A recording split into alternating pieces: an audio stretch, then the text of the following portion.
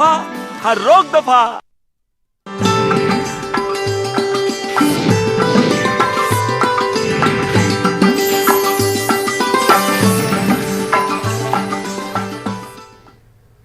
जम्मू कश्मीर में आज मजीद 536 अफराद में कोरोना वायरस की तस्दीक हुई है। इनमें से 337 वादी कश्मीर से जबकि 199 जम्मू खित्ते से। जम्मू कश्मीर में कोरोना वायरस से मुतासर अफराद की मजमूई तादाद 6976 हो गई है। गुज़िश्ता 24 घंटों में इस वबाई बीमारी से मजीद 4 मौत हुई हैं। इनमें से 3 जम्मू खित्ते से जबकि 1 वादी कश्मीर से। वहीं अगर इस बीमारी से सेहतयाब हुए मरीजों की बात करें तो गुज़िश्ता 24 घंटों में मजीद 546 मरीज सेहतयाब हुए हैं। मरकजी वजारत दाखिला के न्यू गजट नोटिफिकेशन के मुताबिक जम्मू कश्मीर में कोई भी गैर ज़रूरी ज़मीन खरीद सकता है। नोटिफिकेशन के मुताबिक ज़मीन खरीदने के लिए डोमिसाइल सर्टिफिकेट की ज़रूरत नहीं होगी। मरकजी वजीर डॉक्टर जितेंद्र सिंह ने इस फैसले का खैर मकदम किया। इन्होंने इसे इंसाफ पर मबनी फैसला करार देते हुए कहा कि कौम गुज़िश्ता 73 सालों से एक विधान एक निशान के लिए इंतज़ार कर रही थी। The country as a whole had been waiting for the last 73 years. One nation, one constitution, one law. And then even going by the principle of equality, if somebody from Jammu and Kashmir is entitled to purchase a house or construct a house or own a house in Delhi, Mumbai or anywhere in the country, why can't the other countryman or his counterpart from elsewhere enjoy the similar kind of a privilege? So I think this is in keeping with the law of justice as well. वहीं जितेंद्र सिंह ने कश्मीरी सियासी लीडरान पर भी निशाना साधते हुए कहा कि जब वो मुल्क के दूसरी रियासतों में ज़मीन खरीद सकते हैं तो मुल्क के दीगर बाशिंदे जम्मू कश्मीर में क्यों नहीं खरीद सकते। So-called Kashmir-centric politicians who have houses in or who own houses in Delhi, or one of the chief minister's daughters, not this one, another has a house in Chennai as well. So they don't actually belong to that place or are domiciles of that place or have lived for many years over there. So how can they deny others? J&K BJP के senior leader Ashwini Kumar शरंगू ने जम्मू कश्मीर में मरकज की जानिब से अराजी से मुताल्लिक कानून में तरमीम का खैर मकदम किया।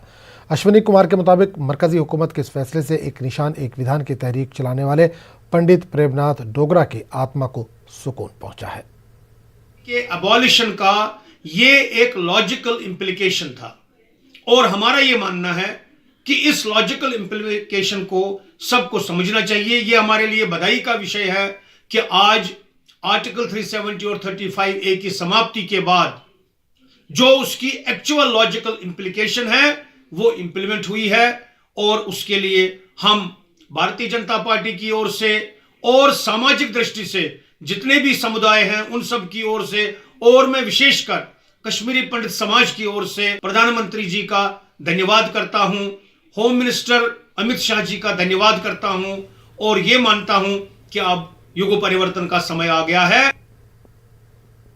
जम्मू कश्मीर कांग्रेस के सदस्य G.A. मीर का कहना है कि कांग्रेस नए अराजी कानून को अक्सर मुस्तरद करती है और वो लोगों के हुकूक के लिए अपनी लड़ाई जारी रखेगी। G.A. मीर बांडीपुरा के गुरेज इलाके का 2 रोज़ा दौरा करने के बाद मीडिया के साथ बातचीत कर रहे थे। दौरे के दौरान इन्होंने वर्करों की मीटिंग से भी खिताब किया।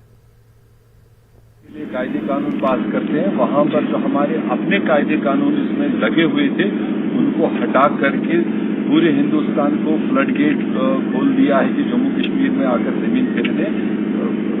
कांग्रेस पार्टी इसको रिजेक्ट करती है।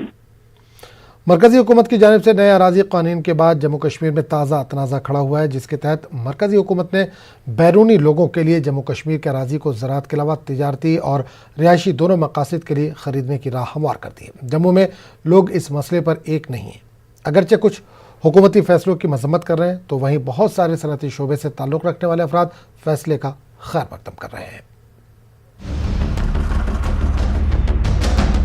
एक जुरतमंदाना फैसले में मरकजी हुकूमत ने जम्मू कश्मीर की अराजी को ज़राअत के अलावा तिजारती और रिहायशी दोनों मकासद के लिए बैरूनी बाशिंदों को खरीदने की राह हमवार की है। हुकूमत ने अराजियात से मुतल्लिक़ क़वानीन को मनसूख करके रियासत के मुस्तकिल रिहायशियों का लफ्ज़ खारिज कर दिया है। इसी के साथ ही real estate regulation and development act में 3 मरकजी क़वानीन में तोसी की है। मरकजी हुकूमत के इस ताज़ा फैसले से वादी कश्मीर से शदीद रद्दअमल सामने आ रहा है। हैरत की बात यह है कि जम्मू में भी बहुत से लोग हुकूमत के इस फैसले की मुखालफत कर रहे हैं। आज जम्मू कश्मीर पीडीपी और दीगर जमातों के बैनर तले लोगों ने जबरदस्त एहतजाज किया और जम्मू के मुतादिद इलाकों में एहतजाजी रैलियां निकाली, जबकि बीजेपी की ज़ेर क़यादत हुकूमत को इन नए ज़मीनी कानून के नफाज के लिए निशाना बनाया। पहले हमारा पीआरसी ख़त्म किया गया, इन्होंने कहा डोमिसाइल आया। डोमिसाइल में इन्होंने कहा था कोई भी लैंड परचेज कर सकता है, डोमिसाइल जिसके पास सर्टिफिकेट होगा, जो 15 साल रहता होगा। कल इन्होंने डोमिसाइल और पीआरसी को दोनों को, पीआरसी पहले ही ख़त्म किया था, कल डोमिसाइल को भी इन्होंने ख़त्म करके ये बोल दिया जहाँ पे कोई भी नागरिक हिंदुस्तान से आके जहाँ पे ले सकता है। इसका मतलब हमारा डोगरा आइडेंटिटी को, जम्मू कश्मीर की आइडेंटिटी को ख़त्म कल किया जा रहा है। तो आज भारतीय जनता पार्टी का जो डबल स्टैंडर्ड था, दोहरा चित्र था, वो लोगों के सामने आ गया। जब इन्होंने 370 को अबॉलिश किया, इन्होंने वादा किया था कि हम आपकी जो लैंड है उसकी हम प्रोटेक्शन करेंगे, तो लेकिन आज इन्होंने जम्मू के लोगों के साथ धोखा किया। और धोखा करने का इनका जो मकसद है, ये बिहार में इलेक्शन जीतना चाहते हैं, उसका जम्मू के लोगों की गर्दन काट के अपना बिहार में उल्लू सीधा करना चाहते हैं। ताम जम्मू में कारोबारी, सनती और तजारती शोबों से वाबस्ता लोगों ने हुकूमत के इस फैसले का खैर मकदम किया। इन्होंने उम्मीद जाहिर की कि दूसरी रियासतों के बड़े सनतकार अब न सिर्फ जम्मू बल्कि कश्मीर में भी ज़मीनें खरीदेंगे और यहाँ सनतें कायम करेंगे। अमेंडमेंट से, जो लैंड लॉ में अमेंडमेंट हुए हैं, उससे इंडस्ट्रियलाइजेशन को एक बहुत बड़ा बूस्ट मिलेगा, क्योंकि बहुत से लोग दे आर वेटिंग भी कब अगर कोई ऐसा कोई, जैसे अब डोमिसाइल कर दिया था, डोमिसाइल में 15 साल की कंडीशन थी, पर इसमें कोई कंडीशन नहीं है। जो भी आएगा यहाँ पे, चाहे वो इंडस्ट्री लगाना चाहता है, कोई होटल एस्टेब्लिशमेंट है, कोई रियल इस्टेट में आएगा, तो it is a welcome step. इससे इंडस्ट्रियलाइजेशन में जो एक बूस्ट है वो आएगा। हम उसको एक्सपेक्ट करते हैं कि आने वाले टाइम पे यहाँ पे इतनी इंडस्ट्री आ जाएगी कि यहाँ पे हमको जो है प्राइवेट गवर्नमेंट के इंडस्ट्रियल इस्टेट के अलावा प्राइवेट एरिया में भी इंडस्ट्री यहाँ पे पूरी बूस्ट हो जाएगी। हमारे जम्मू के लोगों को काफ़ी फ़ायदा होगा। हमारा एजुकेशन सेक्टर बढ़ेगा, टूरिज़्म सेक्टर बनेगा, हमारा इंडस्ट्रियल सेक्टर बढ़ेगा, हमारा हेल्थ सेक्टर बढ़ेगा। जैसे जम्मू के लोगों को पढ़ाई के लिए बाहर जाना पड़ता था और इलाज कराने के लिए बाहर जाना पड़ता था और घूमने की कोई व्यवस्था नहीं, हमें मुझे लगता है कि जब इन्वेस्टर बाहर से आएंगे तो जम्मू के लोगों को काफ़ी फ़ायदा होगा। हमारी स्टेट में एक बहुत बड़ा एक ये ड्रॉबैक था इंडस्ट्रियलाइजेशन के लिए कि बाहर का बंदा यहाँ ज़मीन नहीं ले सकता था, इसी वजह से इंडस्ट्री रुकी हुई थी यहाँ पे। अब इस लॉ के आने से हमें लगता है कि बाहर के लोग आएंगे, इन्वेस्ट करेंगे, अनएम्प्लॉयमेंट का मुद्दा दूर होगा। बट इसमें अब थोड़ा सा एक स्टेप एलजी साहब को उठाना पड़ेगा इंसेंटिव्स का। कोई भी बंदा बाहर से उठ के यहाँ इंडस्ट्री लगाएगा, वो इंसेंटिव्स के लिए ही आएगा, उसको कुछ मिलेगा तभी आएगा। तो अब इसके बाद फर्दर स्टेप वही होना चाहिए जो हमें लगता है कि आने वाले दिनों में शायद वो अनाउंस किया जाएगा। वहीं जम्मू में कांग्रेस, पैंथर्स पार्टी जैसी पार्टियां ये कहकर हुकूमत पर तनकीद कर रही हैं कि अब नौकरियों और मुकामी लोगों की ज़मीन को बहुत बड़ा खतरा होगा। न्यूज़ 18 उर्दू के लिए जम्मू से समीर भट्ट की रिपोर्ट।